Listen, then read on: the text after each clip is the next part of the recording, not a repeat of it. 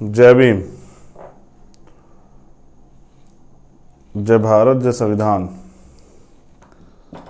जय मंडल।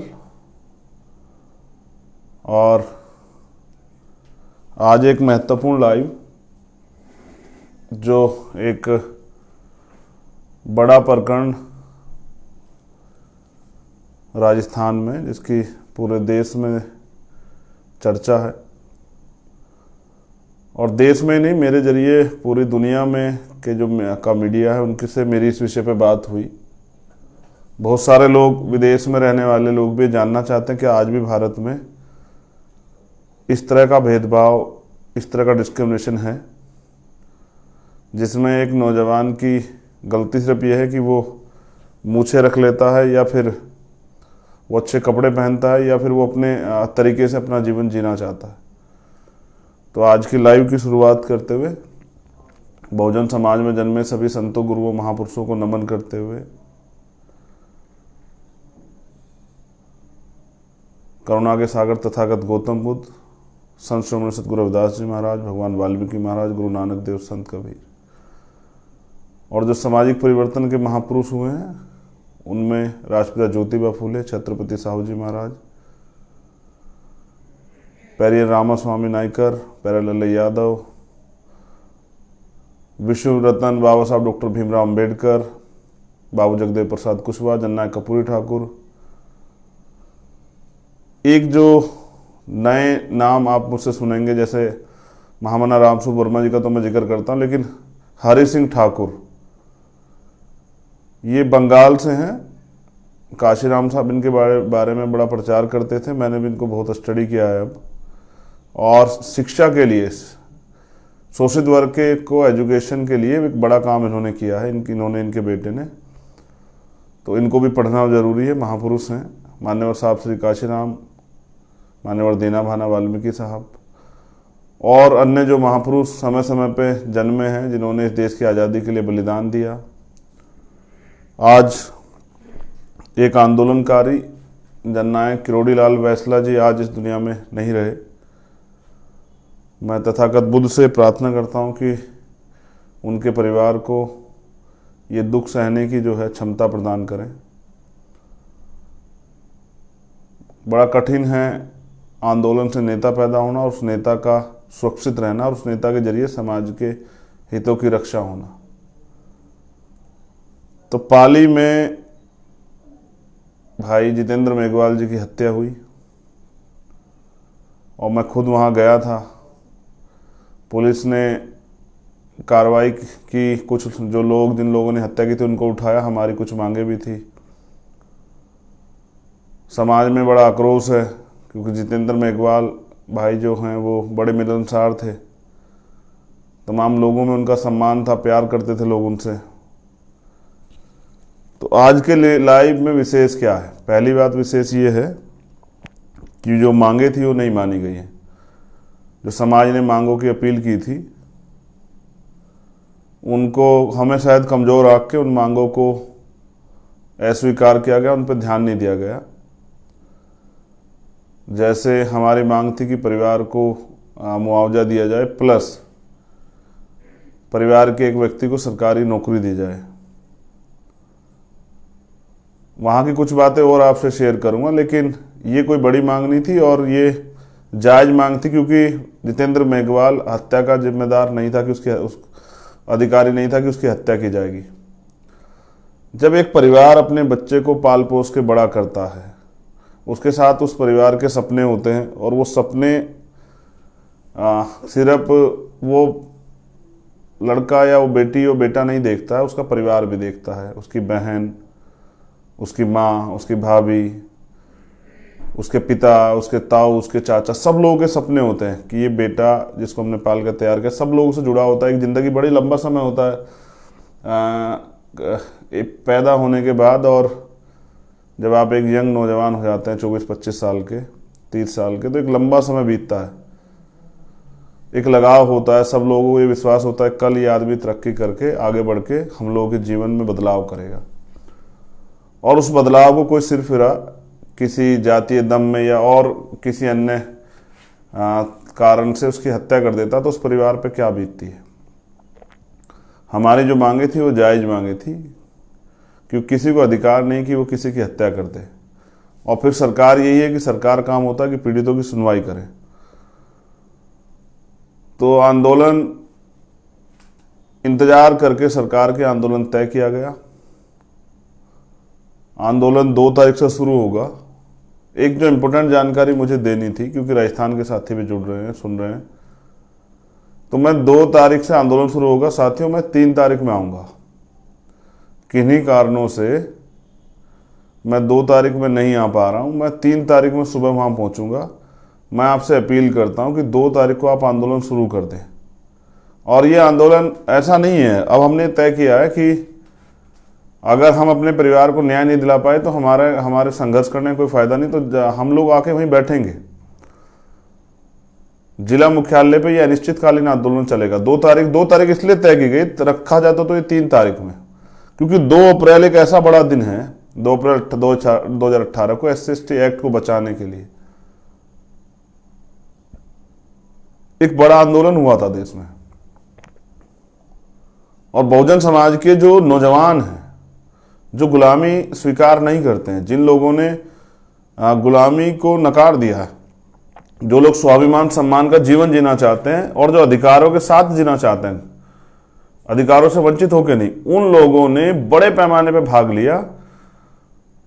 और लगभग 17 से 18 नौजवान साथियों की जान गई।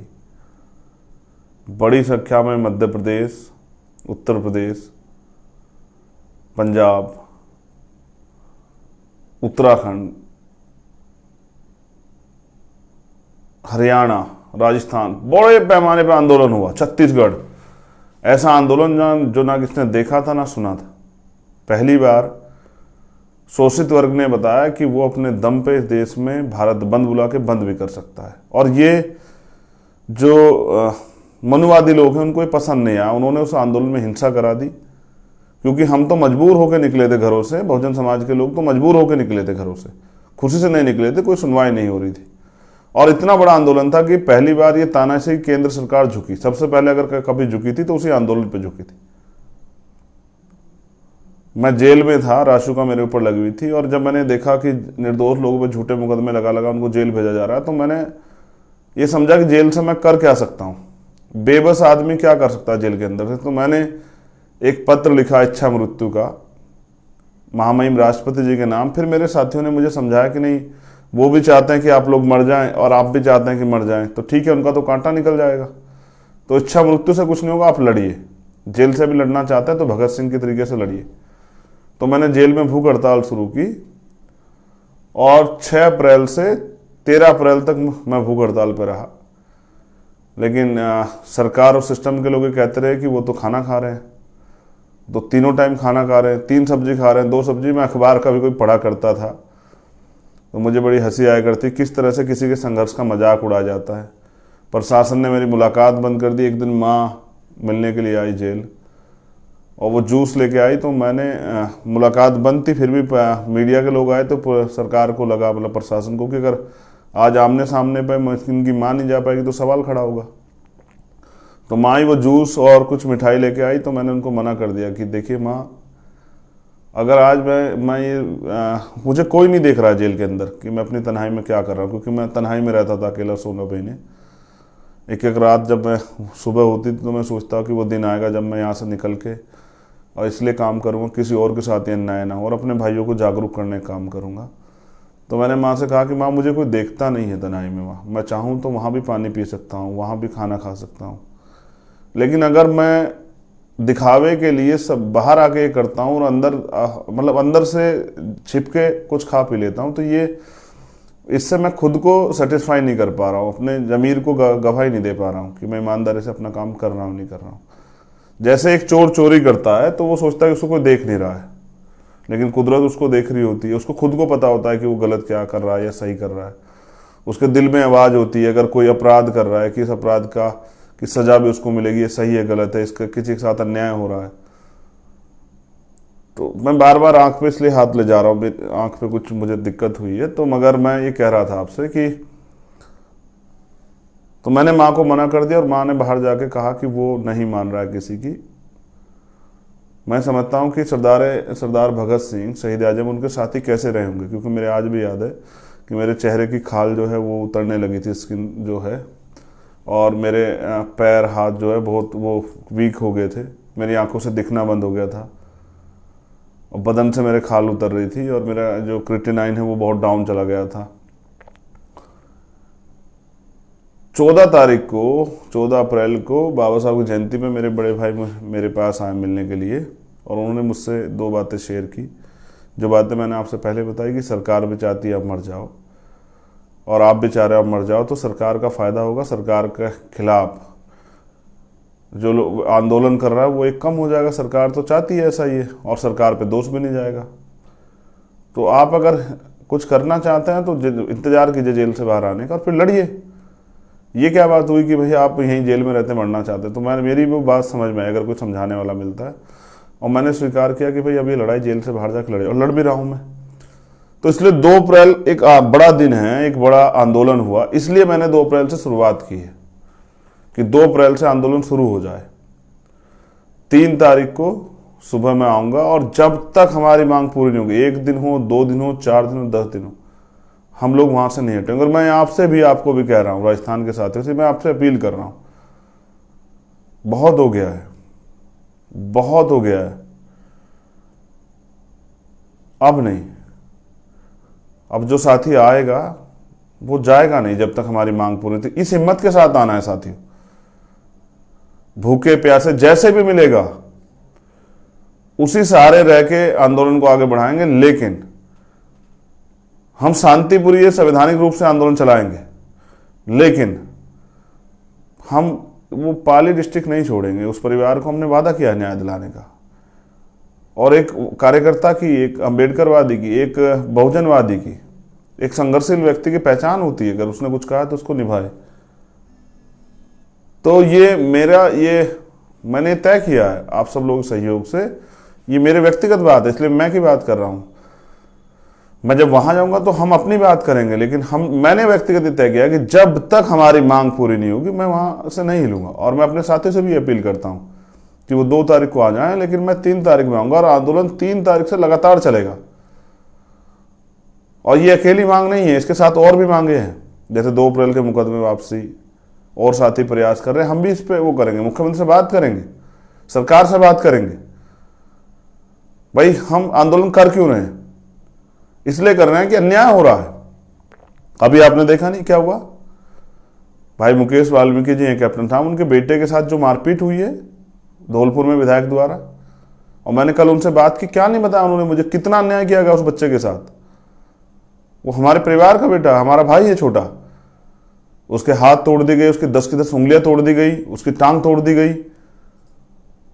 महापुरुषों के आशीर्वाद से वो बच गया, वो तो उसको मरा हुआ छोड़ के गए थे। ये अन्याय हो रहा है राजस्थान में, ये इसी सरकार के लोग ये अन्याय कर रहे हैं,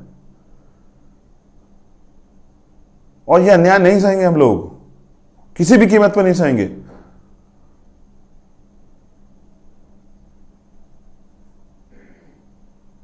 इसलिए मैंने ये सोचा कि ये बात आपकी जानकारी में होनी चाहिए, क्योंकि मैं अकेला व्यक्ति हूं और मेरे पास काम सारे हैं, मुझे सभी काम करने पड़ते हैं।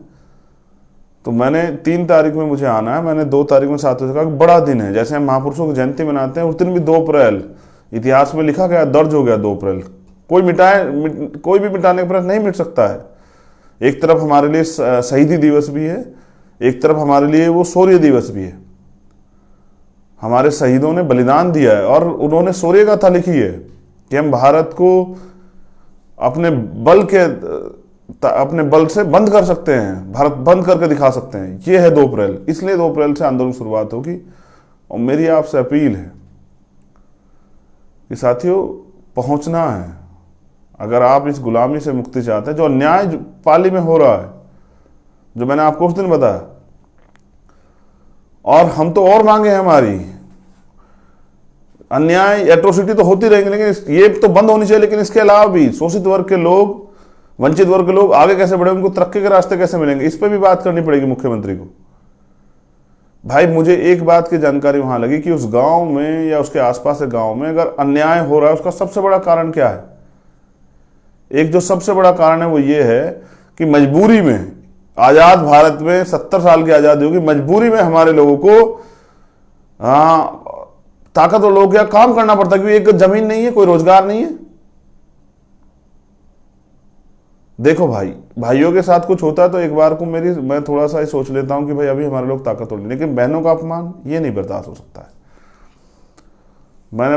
हमने अपने महापुरुषों को पढ़ा और हमारे महापुरुषों ने यही सिखाया। और फिर उस जवानी का क्या फायदा जिस जवानी में आप अपने समाज के हितों की रक्षा, अपने देश के हितों की रक्षा, अपने देश की असल जो है ताकत उसको ना दिखा पाओ। मैं भी घटनाओं पे जाने पे ज्यादा भरोसा नहीं रखता हूं, लेकिन जब अन्याय हो और अन्याय की पराकाष्ठा लिखी जाए, अन्याय की पीड़ा इतनी हो कि आपका शरीर जो है खौल उठे दर्द से, आपका लहू उबाल मारने लगे। और अभी आपने देखा नहीं क्या हुआ, कल एक पंचायत होती है, हजारों लोग इकट्ठे होते हैं और किस तरह की भाषा का प्रयोग करते हैं। कोई कहता है चंद्रशेखर की हत्या कर देंगे, कोई कहता है उसको घुसने कैसे दिया। भाई ये आजाद भारत है, ये मेरा भी देश है, और हवा आजाद को किसी की परमिशन की जरूरत नहीं है सर। ये मैं एक वकील भी, अपने अधिकार भी जानता हूं और लाखों लोगों का नेतृत्व करता हूं। जिसने अपराध किया अगर उसके पक्ष में कोई खड़ा होता तो वो भी अपराधी। और कीजिए पूरा, मैं तो कह रहा हूं आपको पूरे जोड़ लगाइए, बचा के दिखाइए उनको फांसी होगी, हम लोग लड़ेंगे। तो इसलिए क्योंकि मैं अपनी बहनों से, जितेंद्र मेघवाल की 4 बहनें, मैं जब 4 बहनों से मिला तो उनसे वादा करके कि रोना मत, जब तक मेरे शरीर में लहू का एक आखिरी कतरा तब तक रोना मत मेरी बहनों। मेरा वादा है कि आपको न्याय मिलेगा। और न्याय सिर्फ जितेंद्र मेघवाल को न्याय के साथ साथ वो जो गुलामी सदियों से वहां चली उससे भी न्याय मिलेगा। इसलिए मैं 3 तारीख में आऊंगा। आपसे मेरा अनुरोध है कि 2 तारीख को आंदोलन शुरू कर दें और इस दमखम के साथ आए कि अब हम तभी लौटेंगे जब हमारी मांगे पूरी होंगी। अधिकार मांगने से नहीं मिलते, छीनने पड़ते, और छीनने के लिए बल तैयार करना पड़ता है। शक्ति से परिवर्तन होता है, तो शक्ति हमारे आंदोलन में है। और हम अपने आंदोलन को, मैं 3 तारीख में पहुंचूंगा पाली जिला मुख्यालय। आपसे अनुरोध 2 तारीख में आंदोलन शुरू करें। मैं वहां की प्रदेश की टीम से, प्रभारियों से और साथियों से, बहुजन समाज के साथियों से कहना चाहता हूं कि अगर इस अन्याय से मुक्ति चाहते हैं तो अकेले अल्पजन बन के ना लड़िए, बहुजन बन के लड़िए, इकट्ठे होकर लड़िए कि यह अन्याय बंद। फिर उस बात को कोट कर रहा हूं जो गुरु गोविंद सिंह जी ने कही, कोई किसी को राज ना दियो, कोई किसी को ताज ना दियो, जो लियो निज बल लियो। तो अधिकार मांगने से नहीं, लड़ना पड़ेगा, छीनने पड़ेंगे। इसलिए समझदारी से अपने आंदोलन को चलाना है, और अगर बलिदान देना पड़े आंदोलन में तो पीछे नहीं हटना है, वो चाहे तन का हो, मन का हो, धन का हो। क्योंकि आप अच्छे कपड़े पहनते हैं, अच्छी घड़ी पहनते हैं, चश्मा, इससे कोई फर्क नहीं पड़ता अगर आप आजाद नहीं हैं। आपको सिर्फ सांसों का लेना आजादी नहीं है। अगर आप अपनी तरह से नहीं जी सकते हैं, अपनी चीजों का जो आप चाहते हैं उन सपनों को पूरा नहीं कर सकते, तो ये गुलामी है। इसलिए मैं आपसे अपील करता हूं, आपका भाई चंद्रशेखर आजाद, 3 तारीख में आपसे मुलाकात होगी पाली हेडक्वार्टर पे, और आंदोलन चलेगा। और आंदोलन तब तक चलेगा जब तक हमारी मांगे नहीं पूरी होती। इसलिए मैं आपसे अपील करता हूं कि आप सब लोग भी जुटे और एक मजबूत आंदोलन पाली से शुरू हो, और उस आंदोलन के जरिए जो अन्याय हो रहा है पूरे उसमें राजस्थान में, ये पूरी दुनिया को पता लगना चाहिए कि कितना अन्याय और किस तरह का अन्याय, अन्याय की भी सीमा से भी नीचे जो अन्याय उसको कहा जाए, या अन्याय की पराकाष्ठा उसको कही जाए। कुछ तो ये भी बताया गया कि जो लोग जितेंद्र मेघवाल को न्याय दिलाने आए, उनके गांव में सामंतियों ने, ताकतवर लोगों ने उन लोगों का बहिष्कार कर दिया। ये है राजस्थान। अब बात करते हैं जातिवाद की। इनको लगता है कि भाई पंचायत करेंगे तो चंद्रशेखर डर जाएगा। इससे भी बड़ी पंचायत होगी, आप देखना पाली में। उससे भी बड़ी बात, जब जाति के नाम पे तुम अन्याय करते हो तब कुछ नहीं होता है, और अगर हम अपने हितों की रक्षा के लिए खड़े होते हैं तो तकलीफ होती है। करते क्यों ऐसा फिर? ये 1950 से पहला भारत नहीं है, ये आजाद भारत है। बाबा साहब के संविधान ने हमें बराबर की ताकत दी है, और इस अन्याय के खिलाफ लड़ना हमारे महापुरुषों ने, रहबरों ने हमें सिखाया है। तो पाली में आंदोलन शुरू होगा, 3 तारीख को मैं पहुंचूंगा, ये जानकारी थी। और वो आंदोलन तब तक चलेगा जब तक हमारी मांगें नहीं पूरी होती। जय भीम, जय भारत, जय मंडल, जय संविधान। आप सभी के लिए मंगल कामनाएं। और फिर आपसे कह रहा हूं, अगर आप सोचते हैं कि कोई आके आपकी किस्मत बदलेगा तो ये आपकी गलतफहमी है। अपने हिस्से की लड़ाई लड़नी पड़ेगी और उसके लिए मैदान में उतरना पड़ेगा। मुझे विश्वास है कि आप राजस्थान में इस मेरा और इस आंदोलन का मान रखेंगे, और आप ये बताएंगे कि हम यहाँ गुलाम और गुलामी का जीवन जीने के लिए पैदा नहीं हुए, सम्मान स्वाभिमान से जीने के लिए और अधिकारों के साथ जीने के लिए पैदा हुए। 2 तारीख से आंदोलन शुरू होगा और 3 तारीख में आपसे मुलाकात होगी। जय भीम, जय मंडल, जय भारत, जय संविधान।